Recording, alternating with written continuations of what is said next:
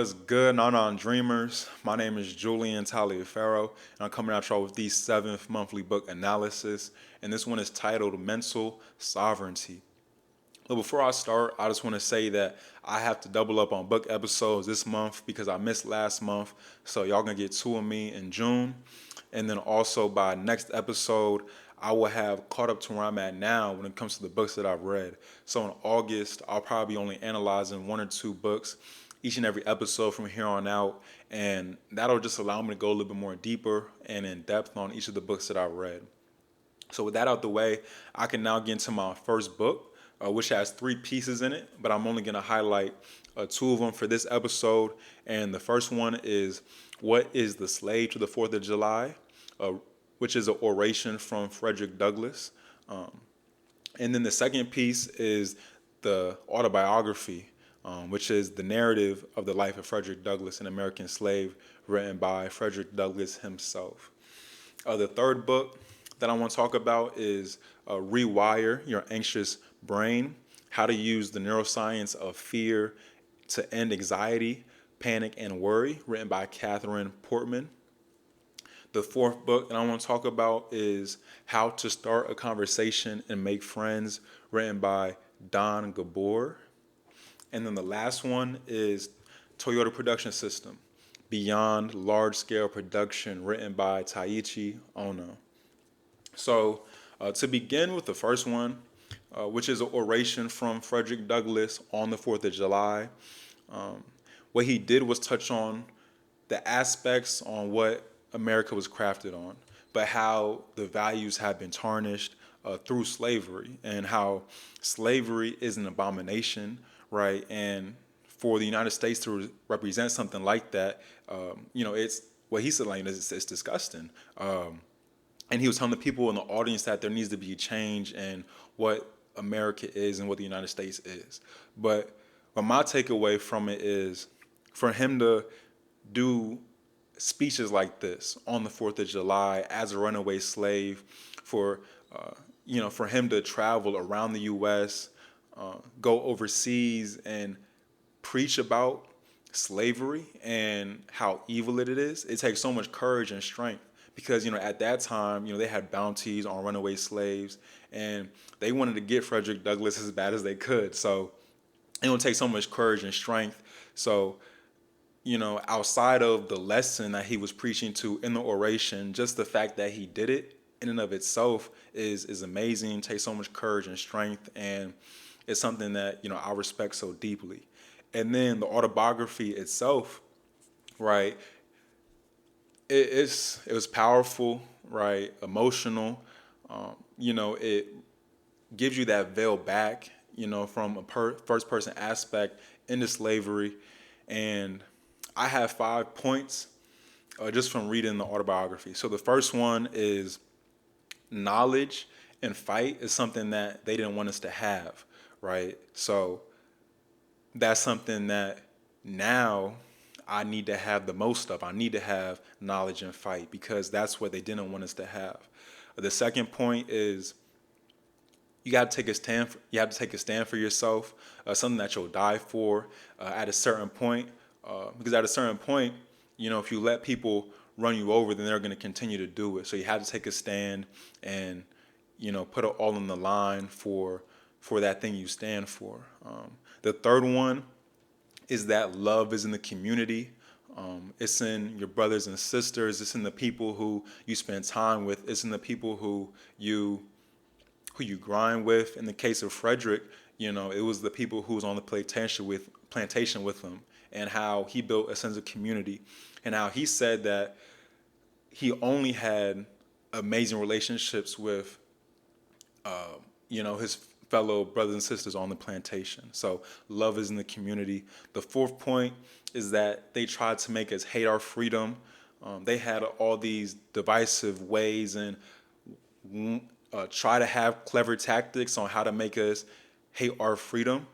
So now we're at the point now, where years have passed, but freedom is something that we should never take for granted and should always just push for more and for more, right? And we should love it, right, for what it is. And then the last point is kind of what I said with the first book. Is just that he had an unfathomable about I'm messing up the word, but unfathomable amount of courage, right? To first live through it, but then risk his life twice to be a runaway slave, and then to make it to freedom, and then to preach about the evils of slavery, through his life, and be a dedicated servant to the cause. So unfathomable about the courage. And me, I just wish and hope that I could even have a bit of that courage that he had, right, and the life that he lived. So those are the first two pieces that I want to talk about. The oration, which is the what is a slave to the 4th of July, and then the autobiography itself, the narrative of the life of Frederick Douglass, an American slave. So now the third book that I want to talk about is Rewire Your Anxious Brain.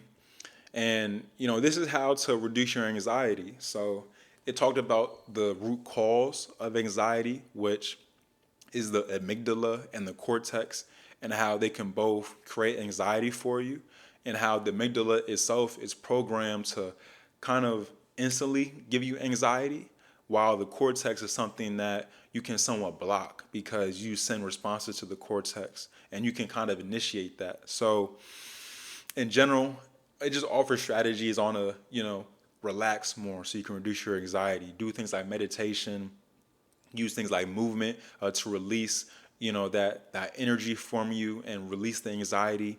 And anxiety is something that you can conquer, right? You just have to remember that your goals are senior to it, and it shouldn't be something that should hold you back.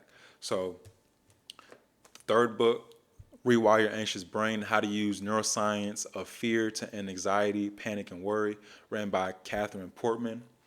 The fourth book is How to Start a Conversation and Make Friends by Gabor.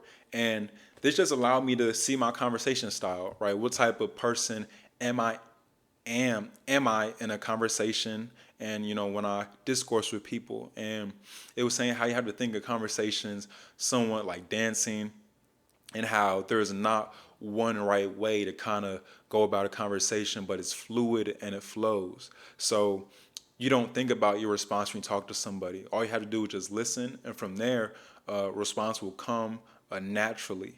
And there's different stages of conversation, so you should just be aware of what stage you're in, right? Is it the introduction, right? Is it the middle? Is it the end?